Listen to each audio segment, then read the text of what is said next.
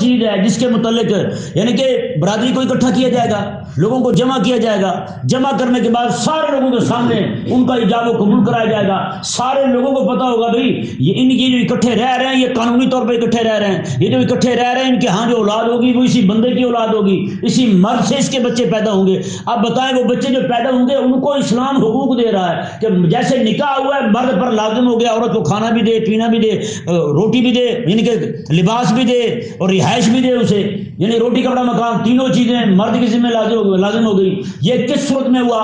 نکاح کی صورت میں ہوا۔ بعد میں بچے پیدا ہوں گے، بچے اسی کے کہلائیں گے۔ وہ بچے پیدا ہونے کے بعد بچوں کی پرورش کی ذمہ داری اس مرد پر ہوگی۔ اب بتائیں جی، اور مرد کے جانے کے بعد بھی پریشانی نہیں ہے، جو جائیداد چھوڑ کے جائے گا وہ بچوں کی ہوگی اور اس کی عورت کی ہوگی۔